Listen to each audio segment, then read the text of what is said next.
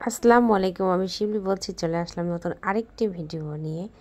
আবহাওয়াটা কেমন যেন হয়ে গিয়েছে, মাঝে মধ্যে কিছুই ভালো লাগে না, আবার অনেক কিছুই ভালো লাগে। কেমন যেন উদাসী দিনগুলো পার করছি, আমি নিজেও জানি না। আমার মতো কি সবাই একই অবস্থা জানি না। যাই হোক, আমার মতো যদি আপনাদের একই অবস্থা হয় অবশ্যই কমেন্ট করে জানাবেন। রান্নাবান্না কোনো কিছুই ভালো লাগে না, করতে ইচ্ছা করে না, তারপরও রান্না করে খেতে হবে, কিছু করার নেই। চলে আসলাম রান্নাঘরে এসে এখানে মশলাটা ভালোভাবে কষিয়ে নিলাম। মশলাটা কষানোর পরে একটু আলু দিয়ে দিলাম, আর এখানে শিং মাছ আর কই মাছ দিয়ে একসঙ্গে রান্না করব। আর এটা আমি রান্না করার জন্য লাস্টে এমন একটা জিনিস দেব যার কারণে রান্নার স্বাদটা দ্বিগুণ বেড়ে গিয়েছিল। আমি নিজেই অবাক হয়ে গেছিলাম যে এত স্বাদ হবে, আমি কিন্তু কল্পনাও করতে পারিনি। তারপর এখানে মশলাটা দিয়ে আলুটা দিয়ে একটুখানি কষিয়ে নেব, একটু পানি দিয়ে, কারণ একবারে পানি আমি দিব না, পানিটা দিব একদম দুইবার। আর দুইবার দেওয়ার কারণে এখানে যখন এই পানি দেওয়ার পর কষানো হয়ে যাবে, তারপরেই আমি বাকি জিনিসগুলো দিয়ে দেব। আর আমার মতো কে আছেন আপনারা?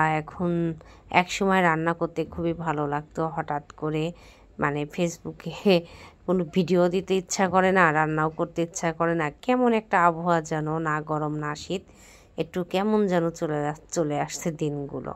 যাই হোক, মশলাটা কষানো হয়ে গেল। মশলা কষানোর পরে আমি এখানে একটু নাড়াচাড়া করে নিলাম। নাড়াচাড়া করা শেষ, তারপরে এখানে একটুখানি মাছ, আমি পাশে আরেকটা মাছ রান্না করছিলাম, ওটাতে বেশি পরিমাণ তেল হয়ে গিয়েছিল, তো ওই তেলটাও আমি মাছ ভাজার তেলটা দিয়ে দিয়েছিলাম। আর এখানে আমি ক্যাপসিকাম আর টমেটো দিয়ে দেব।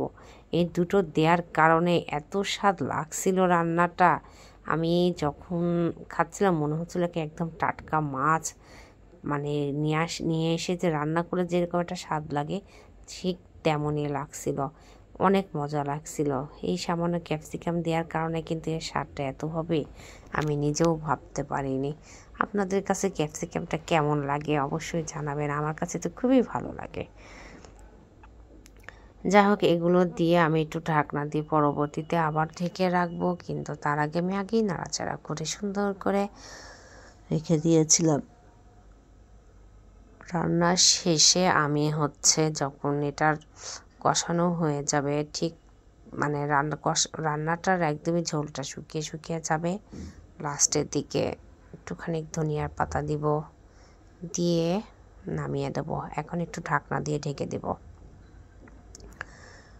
বেশ কিছুক্ষণ অপেক্ষা করলাম, নাড়াচাড়া করলাম, দেখলাম কতক্ষণে হয়। তারপরে দেখছি যে না, একদমই ঝোলটা একটু মাখা হয়ে যাবে।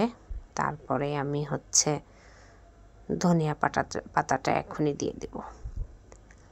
আমার ভিডিওগুলো যদি ভালো লাগে অবশ্যই লাইক, কমেন্ট, শেয়ার দিয়ে পাশে থাকবেন।